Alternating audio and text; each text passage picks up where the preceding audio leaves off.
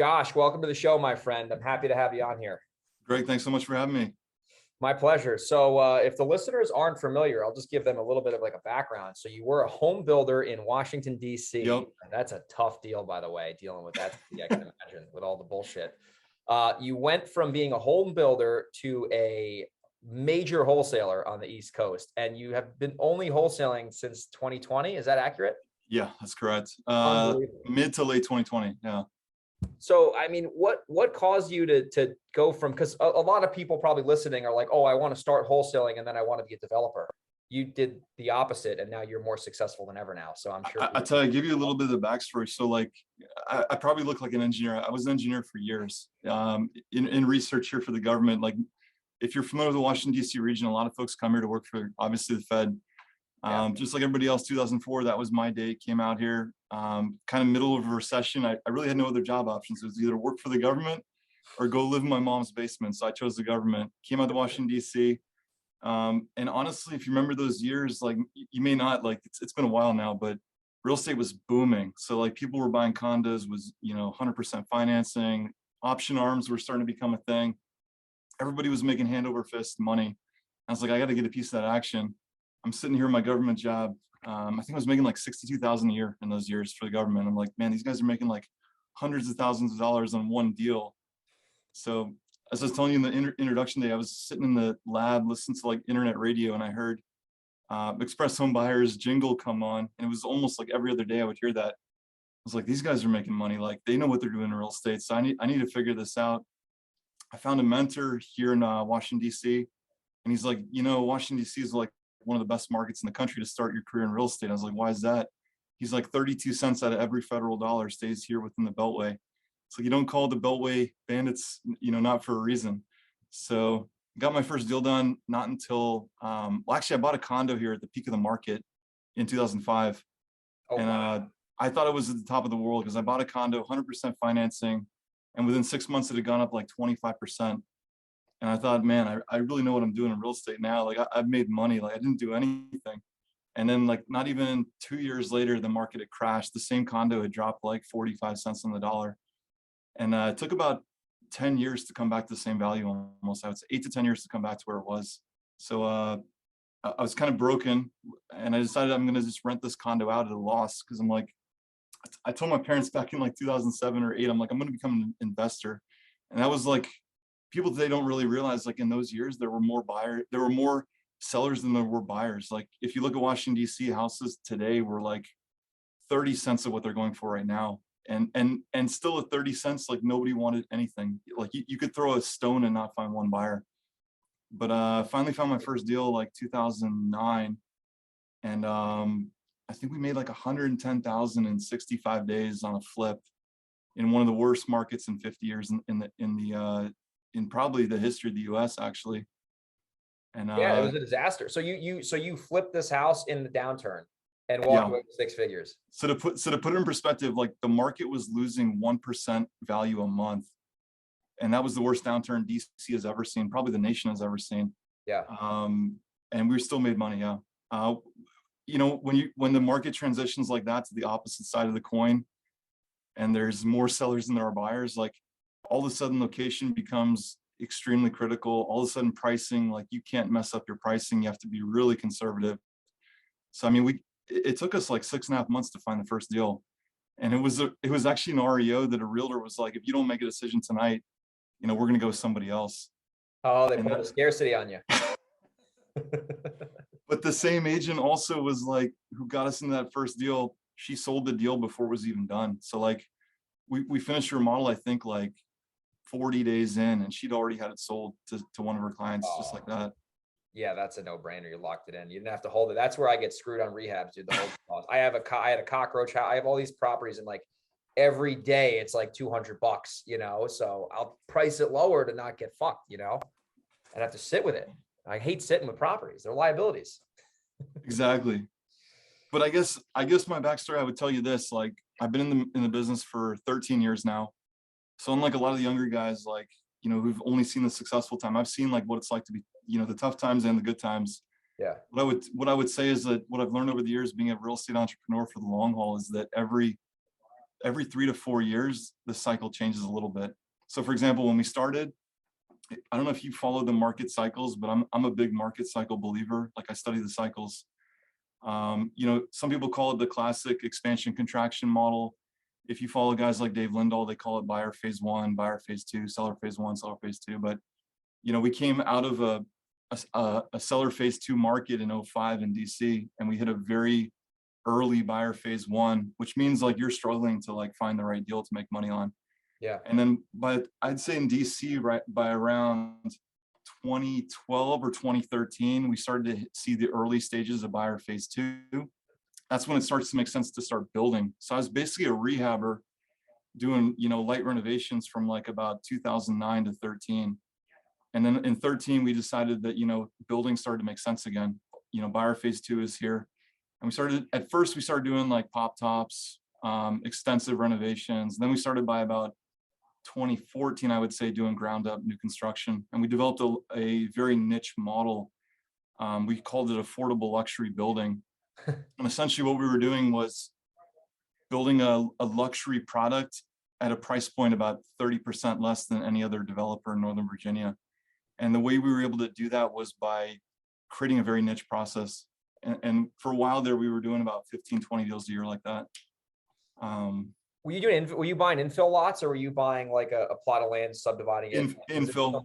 We were doing infill. Okay. So we're doing infill, like we were essentially studying the county zoning, the county site plans, figuring out where the red tape was really difficult, where the paperwork, the fees were going to add up, stuff like grading plans and such, and like time delays, holding.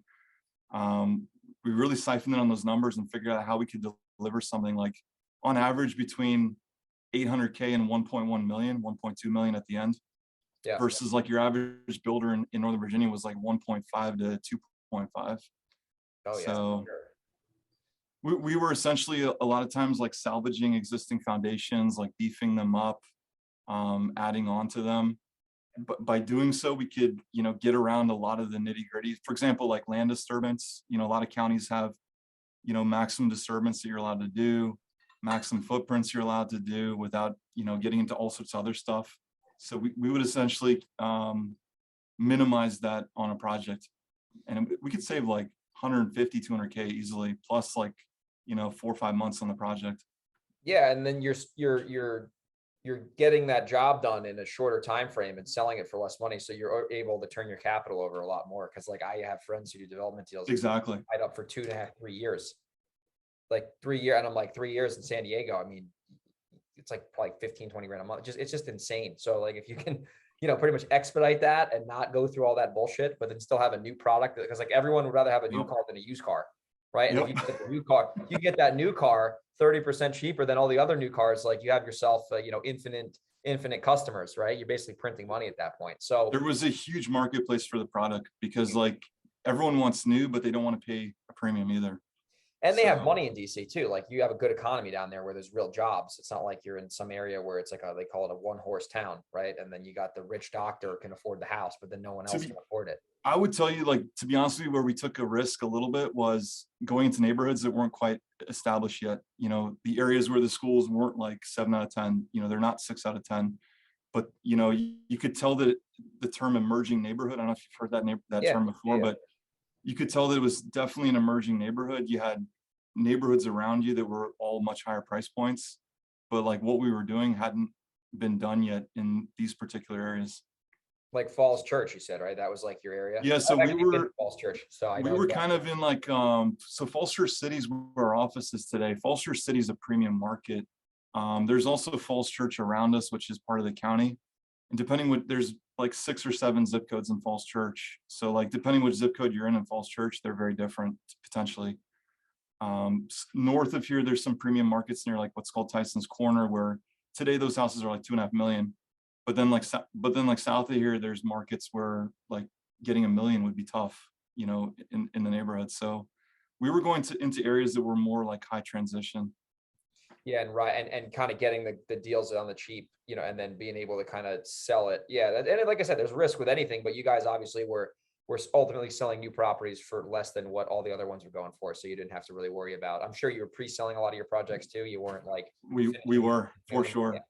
Yeah. We So were, but now here we are like 4 or 5 years later, and there's like probably 10 other builders that are now working these neighborhoods that, 4 or 5 years ago would never even touch them. yeah, So things you're a change. trendsetter. That's one of the lessons I also learned. Like, the person who sort of sets the trend in the beginning makes the most versus the one who's coming on later. But Sounds a lot like Bitcoin. for sure. Or these NFTs, dude. What do they say? The ones in the gold mine that make most of the money sell the shovels, or whatever the hell. I mean, let's put it this way: if you go in an established neighborhood today in Northern Virginia, like, in a lot of top brokers will tell you this, like, the price is the price. Like, if you're trying to buy a lot, if the lots are going for 750 in some of these more established areas, like, good luck finding volume of that. Like, the price is the price. Like, there's gonna be 20 builders lining up to pay 750. If you're trying to get it for 650, Yeah, it's not gonna really. it's gonna be difficult. So, whereas if you're going into more of an emerging transitional neighborhood, like, there isn't really a set price. Like, there isn't really, that much competition either. So Yeah, so you can get those lots and do what you got to do without having to jump through the red tape. So before we hit record, you were telling me as you transitioned out of the building game. Are you, by the way, are you strictly wholesaling now? Or you still do some construction once in a while? yeah. So I'll tell you. So what I realized was COVID hits in 2020. Yeah. Long story short, we're getting back to the front now. So COVID hits in 2020. We were actually sitting on about 8 luxury building lots, and right before that, about, I would say, maybe 9 months prior to that, I was actually, we host a meetup group here in Washington, DC. It's called DMV Dealmakers. It's grown to about 7,000 members the last 6 years now. So we were hosting an event like that fall in 2019, and an individual comes to our event, which a lot of folks probably know the name now. His name is Robert Wensley. Oh yeah. And Robert, who I kind of knew who he was, but didn't really know who he was, he's like, "Hey, I got a product I'm working on, and do you mind if I, give a little pitch about what it is?" So he gets up on stage and like talks for about 10 minutes. We're out on the patio, beautiful, like, fall night. And he starts talking about what basically is what people know today as investorlift.com. Yeah. And I was thinking about what he said. He's talking about cash conversion cycle and like how building is very capital intensive, and the turnaround takes too long and just a lot of overhead. And it was going in one ear out the other. And next thing you know, I'm on a cruise ship with another top investor here in Baltimore, Charles Blair. And we're talking about how great we're doing with this infill model. And not even a month later, COVID hits. And by June, we decided to just go full on wholesaling. It's that every 3 to 4 year period where if you're a real estate entrepreneur for the long haul, you see like things are starting to change a little bit. And to me, like, I might've been 2 years too early, but like, I felt like things were changing at that moment, and it wasn't the time for me to stick around and have us continue building. So we sold off 8 luxury building lots, tried our first deal using text blasting in June 2020. It was in Orlando. Made 30 grand on that deal. And then right shortly after that, we went all in on InvestorLift. I think we became client number 2 before it was really officially InvestorLift. And that's sort of the end of the story. So now we're like full on wholesaler. And what it really does for us, to be honest with you, is, as some of my mentors say, like, chase the wish. One of the guys that I've followed for 10 years, he tells me, like, you should always chase the man with the biggest bag of money in the room. Yeah. So when I got into wholesaling, what I didn't realize was like the biggest bag of money in the room was hedge funds. And like now, 2 years later, everyone's talking about hedge funds. But at that time, like, nobody even knew what hedge funds were doing. So 2020, one of our first deals was like selling to a hedge fund. And I guess for the first 6 or 9 months, we were studying like buy boxes of what hedge funds were doing. And it really made me rethink the last, 13 years of my career, to be honest. So you're selling these wholesale deals to hedge funds, but you then branched out of DC. So you started just going like on the coast, like you're just the East Coast. So you started expanding your territory, because with wholesaling, honestly, I think virtual wholesaling, I remember when I first started doing it back in like 17 and 18, it was like the new kid on the block, and now everyone's doing it. It's like the normal thing. It's like, if you're in your local market, it's like, what are you doing? Like, now it's like everyone's virtual. It's a huge thing now. Yeah. So I have a few questions on that, because you started in 2020 and you've grown your business substantially. Like, you guys are a serious wholesale company on the East Coast. Yeah. One of the biggest, if not the biggest, honestly, because I did my homework on you before the show. Yeah. What do you guys like? Let's just cover the team now, because you guys are doing real volume. What does your team look like? Because a lot of people, including myself, started building teams over the last few years. And that's not easy, right? And there's you can have a bloated team with a lot of overhead, or you can have a very efficient team with reasonable overhead and high profits. So like, what have you done to make sure that you build your team to where everyone is efficient and no one's like running around kind of doing shit that's not necessary, like having all these different roles that make no sense?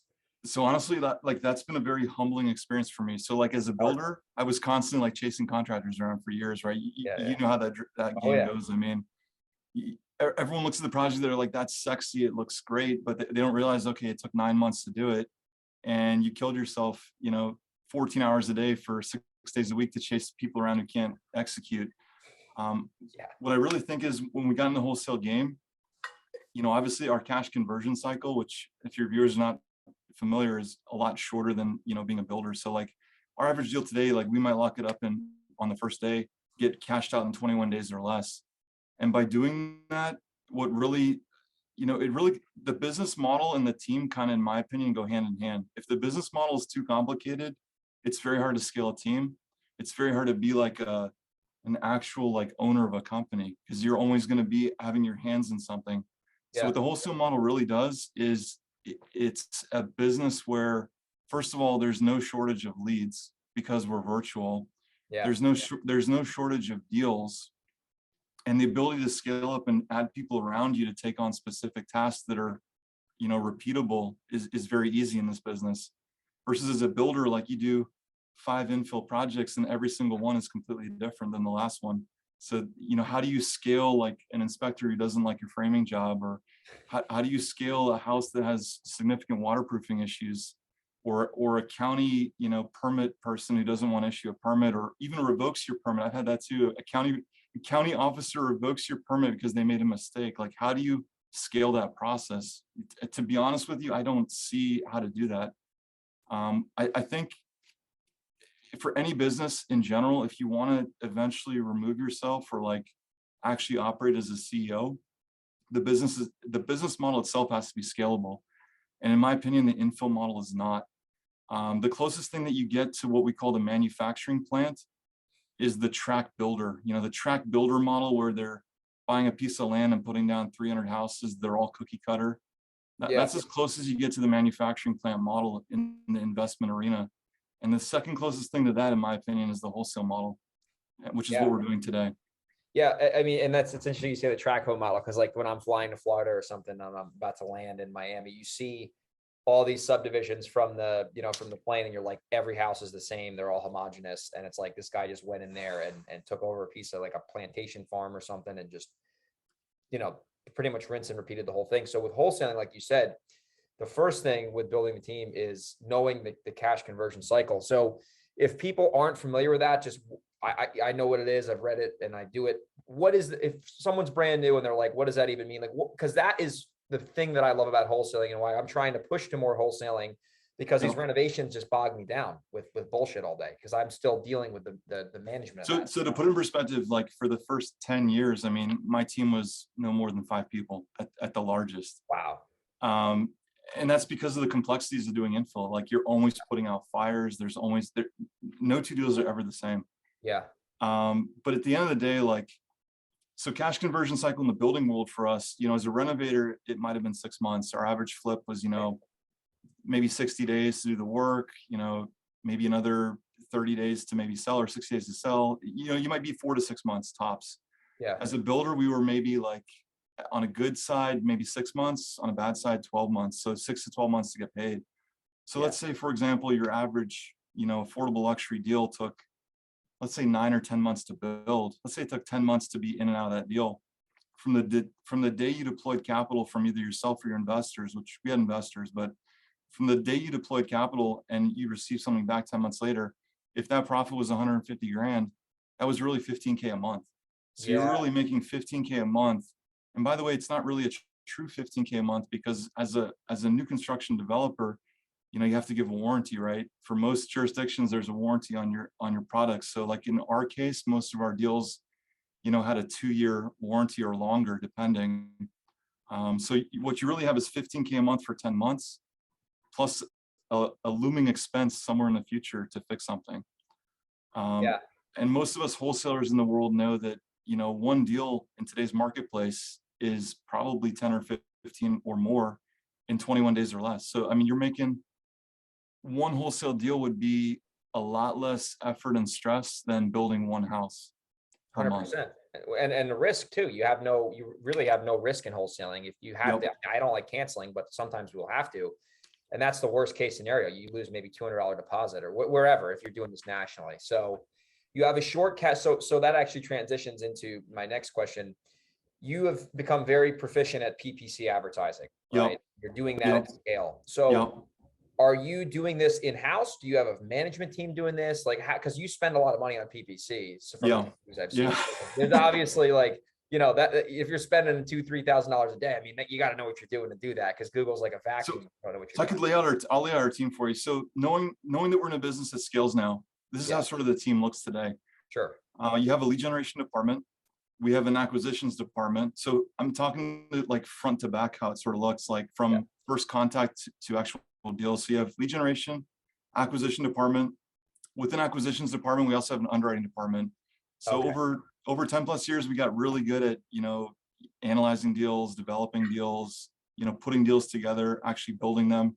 So our head of underwriting is actually someone who did design for me for multiple years and understands construction, really well. So the underwriting department's there. And then from there, if it becomes a deal, it goes to our disposition team. And then we also have a transactions team. In addition to that, we also have a newer team in the last 6 months, our operations team. So our operations team is monitoring all the KPIs of all the different departments, listening to calls, analyzing calls, looking at our data, seeing what's performing, what's not performing, what could be improved, that sort of thing. Dude, it's interesting because you have the departments with multiple people there, but ultimately the wholesale transaction is such a simple model to where it can be like that track home system where it comes in, it gets processed. If it's a deal, X happens. If it's not a deal, Y happens, usually follow up. And you're able to spend the type of money you're spending to get these leads without having to be like, oh, I'm not going to get paid for 6, 7, 8, 9 months.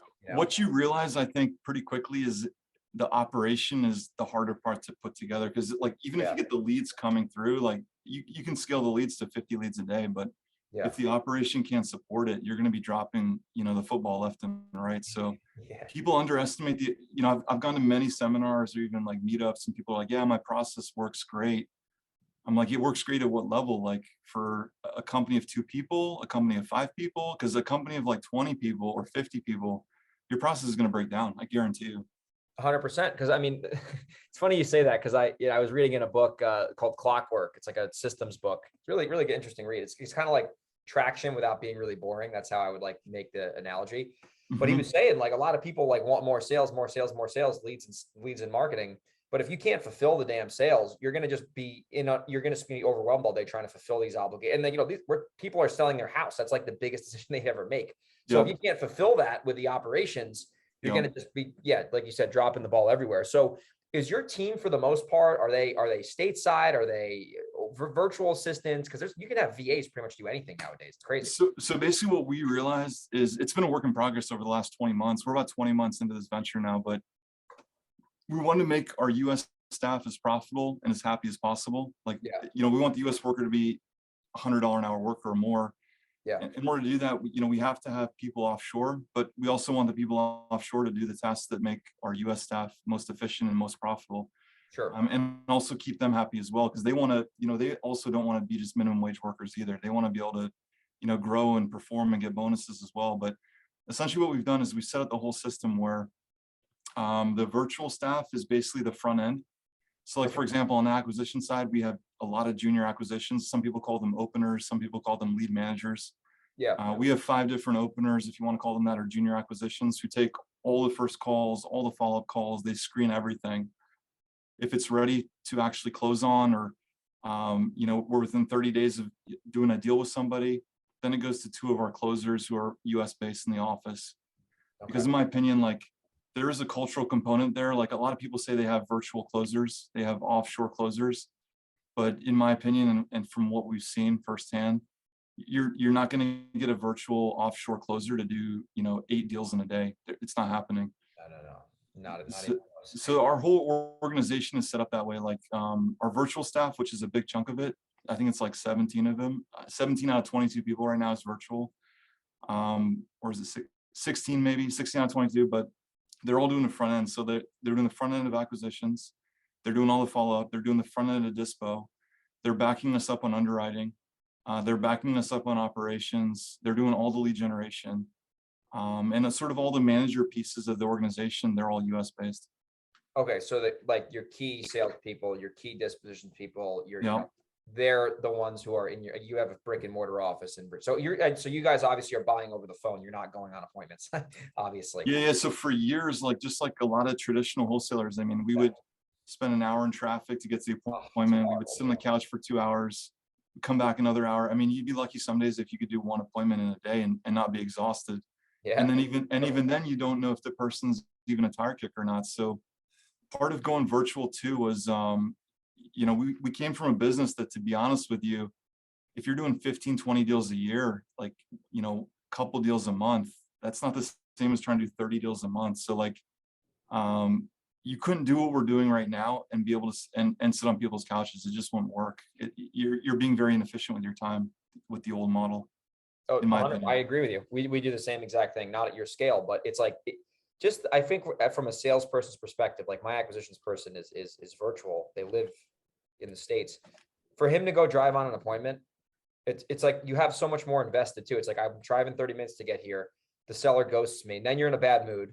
And then then you're going to make some follow-up calls. Pissed. And it used to happen to me. I'd be pissed. I'd go to a house, they ghost me. There's 7 other wholesalers there. So then it's like an auction.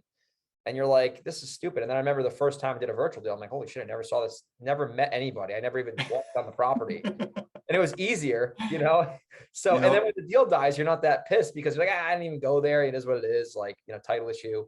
So you guys are, I can tell you guys are very efficient with what you're doing. So like when it comes to your personal involvement now, could you say that you're like 100% removed? Like if you went on vacation for 3 weeks and your phone was off, like, would that be an issue, or is it pretty much at this point? There's still, I'd be lying if I told you I'm not involved in some capacity. I mean, the firestorms, there are still firestorms that happen. And I would say, to be honest, we're probably 1 or 2 key players away from that happening, where I could be like, hey, to be honest, I'll get back to the original story, but where we really want to go with this model, we want to follow the big money. So I've been following the big money for 20 months, and the big money is basically telling me that, first of all, park cash in single family assets, in the right markets that are growing, where the cash flow makes sense. Yeah. The big money is also telling me that, we're not going to take on a major renovation project. They, most of these, more established funds, if it's more than 30, 40K in reno, it's next deal. I'm not going to touch that. So, I realized I had to make a decision about 20 months ago, like, do I really want to be a builder? Like, building is sexy, right? But do you want to be a builder, or do you want to be an investor? Because at the end of the day, I've had some rental properties in between for the last 13 years. And when I look back at like what's really made me the most money, the building has looked great on paper. Like the houses have looked amazing. You get the Instagram, comments, but like when I look back the last 13 years, like I've had houses that have gone up, 3 times in value, 3.5 times in value, just doing nothing. And I haven't had to pay taxes on them. You've had the depreciation on them. Yeah. Building is basically a high income, sort of high tax sport. Yeah. So what I realized 20 months ago is like, hey, if I can do something where cash conversion cycle is short, I can scale an operation, bring people in here who are A players, and at the same time, pivot into like a buy and hold model as well, like 3-step holdings. That's really where I think every investor wants to be. I don't think most real estate investors get in the game to be like, hey, let's go chase a contractor through the Home Depot parking lot. Most investors I know, they got in this business for like, they want to call it passive income. Yeah. And that's really ultimately where you want to be as a builder. Like with the time involved and the stress involved, I couldn't really get to where I wanted to be ever, doing that, chasing building around all the time. So with this business, I think 1 or 2 key players from now, I'll be able to be full on like 3-step holdings. And that's really where we want to go as an organization, as a brand. And we want to keep the A players in our company because they can be a part of the action too, for us holding. No, that's smart too, because when you transition into 3-step holdings, all your inventory is going to come from your 3-step home sale. So, it's not like you have to go create another business, right? You can wholesale your wholesale. Exactly. I do this now a little bit, like a wholesale deal. I'll wholesale to myself. Team will get Yep. paid. And then it's like my house. So it's like it's kind of like it's just a little shuffle, right? So it's like instead of you having to go branch out and do some different business, you're your own buyer, right? And then you can control the inventory because you guys are only really investing in areas that make sense on the East Coast. You're not probably buying houses in the middle of the woods for, in the middle of like Florida, where there's no demand. You guys are obviously calculated Exactly. where you're investing in. So especially on the East Coast, like Jacksonville and Virginia Beach, and there's some areas there that are really like a Fort Delaware. Oh my God, yeah. South Jersey. I mean, the Pennsylvania. There's a lot of areas that are really good for rentals, right? And do you guys do business in New York, by the way? Do you guys ever get leads up there? Because that market, we try to tackle a couple, to be honest, and it was just it's a nightmare. It's so hard. And then it comes back to efficiency and like stress involved and like ROI. Is it really worth it? We decided as an organization it's just not worth it right now for us. Yeah. Unless the deal size is like it's got to make sense, like from the deal size perspective. But yeah, it's so complicated up with the attorneys and the contract. You got to put 10 grand down. That's my market, right? So I know it like pretty much anyone. We spent $3 grand on an attorney recently, and like we decided that the deal just wasn't worth pursuing after that. But interesting. Was it in Long Island? Because I mean, if you could have it was in Long Island actually. So much, dude. It had some hair on it though. Like it had a solar panel lease that was still on it for 20 more years. It had some hair. Yeah, so that is some hair. Yeah, we see that, and we see this in Southern California a lot. This is like everyone has solar panels because it's sunny every day. So, dude, you got an incredible story. You really do, man. I would tell you this though. At the end of the day, when I look back 13 years, this is the number one skill I think there is in real estate. At the end of the day, and I sort of started this way, and I sort of lost sight of it for 10 years. Now I've come back to it, but the number one way to is the number one investment skill to learn, in my opinion, from all of it. Because I've got the Class A license, I became a builder, I got a real estate license as well. But the number one skill at the end of the day, how good are you at sourcing deals? Period. How good can you source deals? I started list stacking in 2009. That's actually how I started doing deals in the very beginning. In 2009, I was creating scripts as a coder to stack lists before people were talking about list stacking, and I was getting like crazy deals. People would ask me back in like 2010, 11, 12, like, how are you doing these 6-figure deals on a 300K flip or whatever? But it was all like list stacking. I was pulling I was overlaying like tax delinquent records, I was scraping like public records. At the end of the day, it's how good are you at sourcing deals? And I kind of lost sight of that, to be honest with you, for many years. And then I started to realize, even while we're building, some of the best deals we did as builders were the ones we didn't do anything. We just turned around and like sold it. Right? It's like a license to print money, dude. It's better than any real estate license or developer license. Like if you can have the skills, like you said, to get a legit discount on a house or a condo. I mean, we buy a lot of condos. Like it's infinite. Like because even if the market shits the bed, if you know how to go out and get deals, whether it's paid traffic or mailer, I mean, we do a lot of mail, but like that skill is invaluable. That will always be in demand. Because the thing is, like in the stock, if someone's in the stock market and they know how to like find the company that's about to go up that they can buy it, it's like the same thing in real estate. If you can buy a house for 300 at 150, like in my opinion, like we're doing this on a house where we have today. I was talking to a couple of the team members, and I'm like, listen, we're buying a house for 340 for 270. I don't see risk there. I don't see risk. Because worst case scenario, I keep it as a rental, right? It is what it is. I have a rental down the street. So it's like, I'll just add it to the fort. So like a lot of people, oh, you're doing all these risky. I'm like, no, it's like, I'm buying something worth X for Y. Yeah. And that there's real value there, man. So the only thing that can hurt you there, I would tell you, and I've been hurt a couple of times before I wised up, is if a homeowner does alterations that are unpermitted. Oh, that'll come back to bite you. And unfortunately, like in our area, like here in Virginia and Maryland, there's a lot of deals that get sold and no one just knows the wiser. They think their home inspector is going to find that problem. But like in our jurisdiction, like home inspectors will tell you they think something might be suspect, but they won't actually dig through the county records and verify anything usually for you. So like, do you guys have searches for that? Like, because in New York, like one of the reasons it's a difficult state is because there's a title search, which is straight up title stuff, but then there's the search, which is like if the attic or if the deck was converted illegally, that falls onto whoever buys it, and that's where I've seen people get jammed up. Do you guys have that in DC? So like for example, like we do a lot of deals in Florida right now. Like Florida, if there's a standing code violation, it'll show up on the title report. Okay. A lot of deals that I've seen in Virginia over the years, even if there's a standing code violation, means somebody actually reported it and it's a known issue. Yeah. Even if that happens, like a lot of times the title companies here don't find that. Oh. But let's say forget about that problem. Let's talk about the 90% that are never reported, that are unknown problems. That's where, in my opinion, a lot of people get burned. I've been burned myself. I had a deal, I think it was like 2013 or 2014, where the owner converted an unfinished attic, not permitted or anything. And of course, like if you're really big into construction, you understand that like attics are framed a little bit different if they're unconverted versus converted. Yeah. They may not be able to take that live load. So, I mean, we just opened up a whole can of worms on that one, that were unknown to us. But like you live and learn.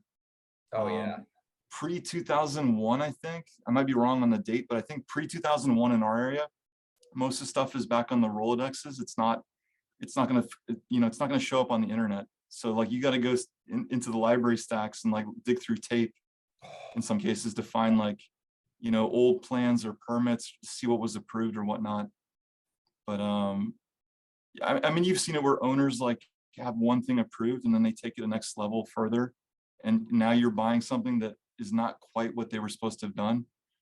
And all the risk falls on you, because once you close, they're out of the picture. It's funny you say that, dude. I almost bought a house in Westchester, which is right by Long Island. Super, super expensive, right by Manhattan. This guy had a legit, it was an Italian family. And I was actually made an appearance at the house. This was a while ago. He literally had an illegal kitchen in a bedroom, and like full blown kitchen, oven, gas hookup. And I'm like, and he was like, "You think this is a problem?" And I'm like, "Yeah, like you're going to have to like I'm going to have to, or you're going to have to disassemble the kitchen, throw all the shit out, cut the gas lines off." If a building inspector went in there, dude, like it was like a normal house. And I walk upstairs and he's like, "This is the second kitchen." And I'm like, "Is this a 2-family?" He's like, "No."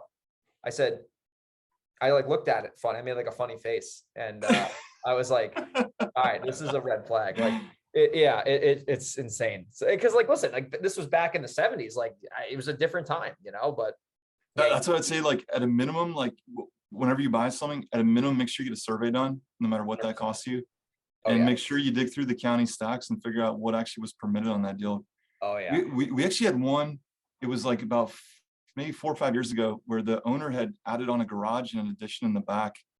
And the garage was actually built like 3 feet from the end of the lot line. This one car, massive garage, attached garage. Yeah. And the county was like, "Well, we're gonna have to dig into this further with you," because we'd already put under contract, ready to get this thing done. And they're like, "Here's what we'll do for you," which we kind of knew going in this was probably going to be the case, because we know the local jurisdiction well. But if you don't know the jurisdiction, it could be trouble for you. So they were like, "We'll let that garage stand, even though it's violating all zoning ordinances, only because here in Fairfax County, if you pay on something on your tax assessment for 17 plus years, they'll let a non-conforming object stay, a structure stay, but you have to bring it up to current building ordinance." So we had to bring everything up to code, which was essentially like building a brand new garage in place. Like we had to pour all new footers, like new rebar, had to reframe half of it, but like they let us violate all the setbacks because it had been in the tax assessment for 17 years and they paid collected on it. So you just got to be careful. Like every jurisdiction's different, but if you're buying something that's non-conforming and it's not permitted or something like that, you really want to know.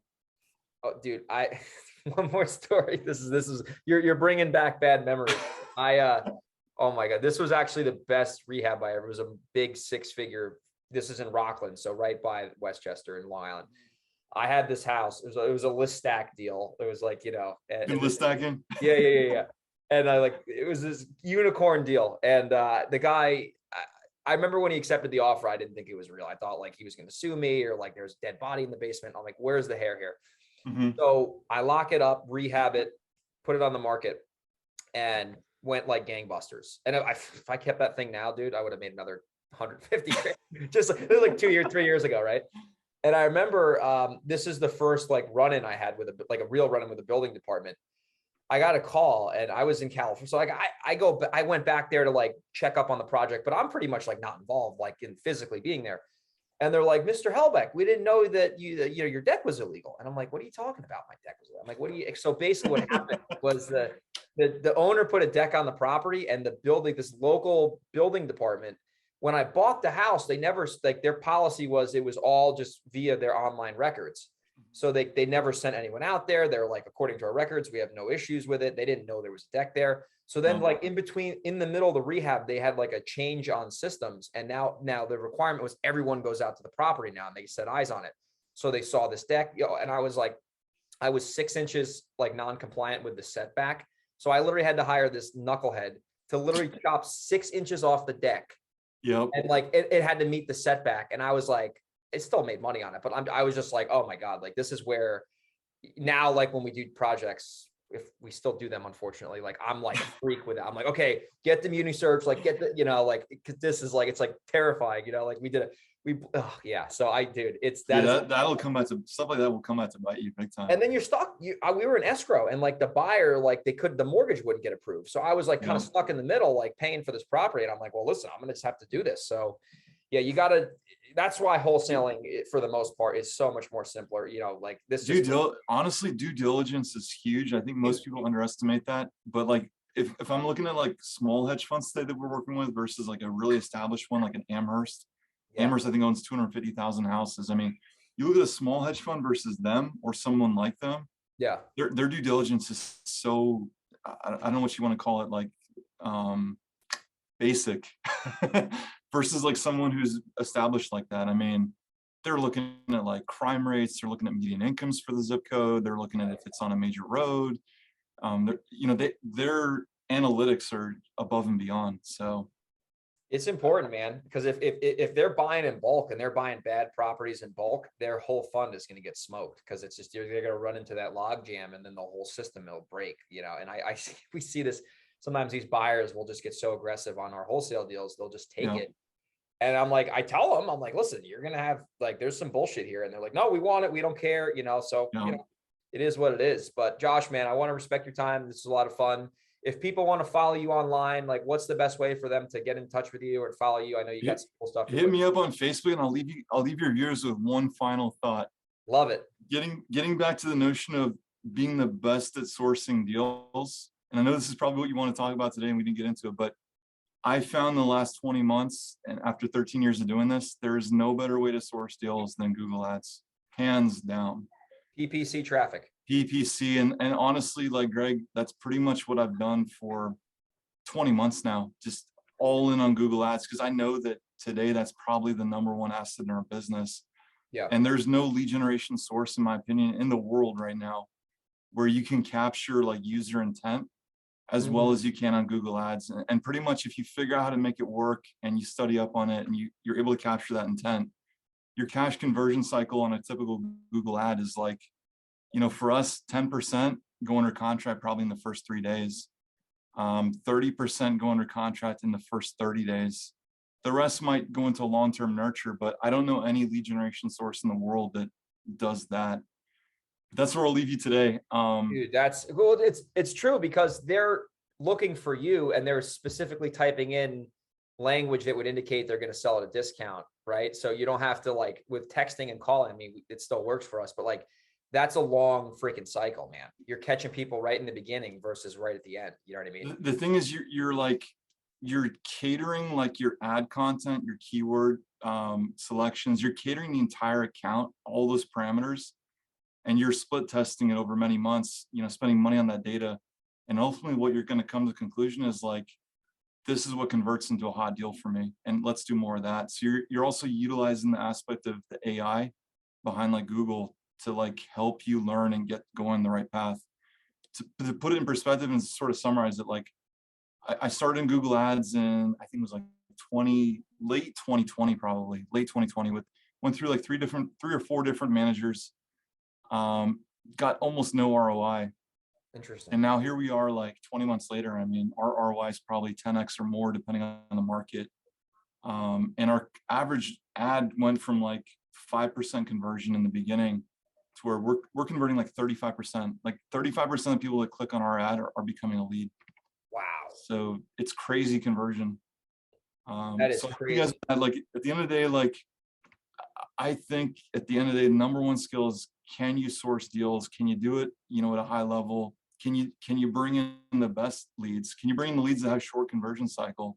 If you do all that, you're going to build a business around you that is going to work for you, and the people are going to be happy. You're not going to have burnt out acquisition staff that are fumbling, chasing bad deals, because Yeah, like that's what following happens. up with assholes and getting burned out and no intention. And then, yeah, and then it's like the belief gets built, all leads are bad. And then it's like, it's like a vortex to hell, honestly.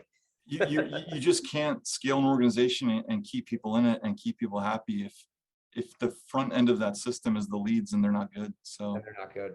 It's true. So lesson for your viewers tonight is that PPC really works. Most people don't really ever figure out how to make it work properly. A few reasons for that, but it really works. And I don't see anything on the planet worth doing more than that right now. So would you say, in summary, the best thing someone can do to grow their business, I'm just like kind of paraphrasing, Yeah.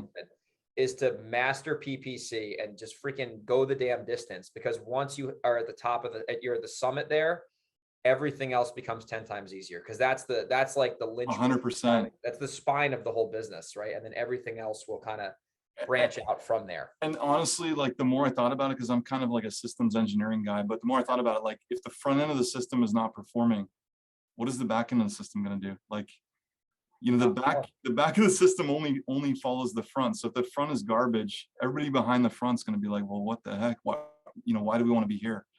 So in my opinion, you better have the best like front end engine out there, because the front is going to, steer the truck in the right direction. So that's kind of where we're at. Love it, man. People are going to listen to this show more than once. I got a good feeling about that. This is going to be a good one, man. I'm excited to put this Greg, out. thanks for having me on. I appreciate everything. And if folks want to hit me up, like I'm on Facebook all the time. I'm on Instagram, Real Josh Cohen 1, and I'm a student of the game, just like you guys are. Like I'm studying every day. Like, how can we make it better? I love it. We'll make sure we have that in Facebook. And if they want to sell a property, if we have a motivated seller listening, is it 3stepwholesale.com? It's 3stepwholesale.com. Yeah. Got it. We'll put all that in the show notes, Josh. I appreciate your time, buddy. Great. Thanks so much. Have a good one.